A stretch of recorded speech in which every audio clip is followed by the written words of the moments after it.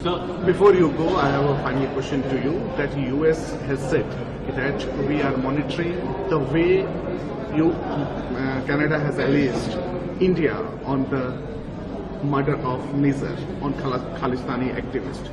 Do you think, and are you endorsing the statement Trudeau, the way Trudeau has alleged India in an illegal murder of Nizar?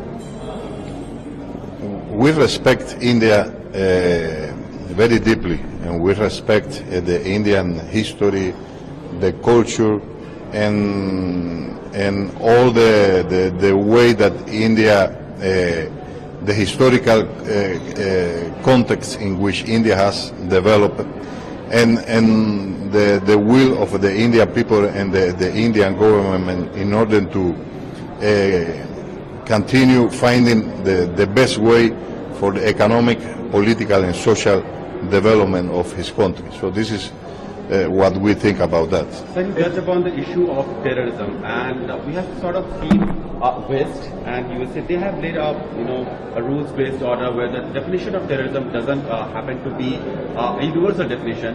A terrorist from one country happens to be an activist, especially in this global north part. So how do you see this paradigm, this paradox that the West have been propagating, especially now we are seeing one of the terrorists from the Indian perspective was killed in Canada, and the Canadian government is not recognizing the fact that he was a terrorist.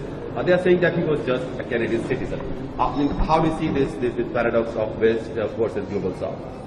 So the issue of terrorism is very sensitive for Cuba because we have been an object of terrorism for more than 60 years. So we are from a principal position against any kind of terrorism, any kind.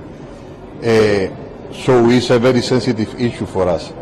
So I repeat, we are against every kind of issue. 2 days ago, the Cuban embassy in Washington was an object of a terrorist attack, and this is not the first time.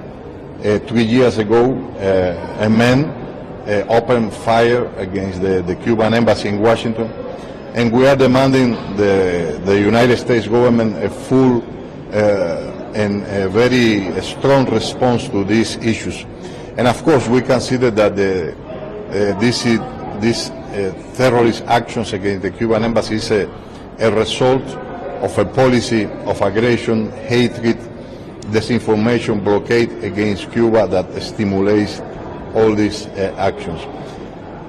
Can you imagine, Cuba has been an object of terrorism, and Cuba is now in a blacklist of the Department of State, considering Cuba a country that supports terrorism. This is an infamous list that has been created in order to justify all the policy of the blockade, and it's just a political instrument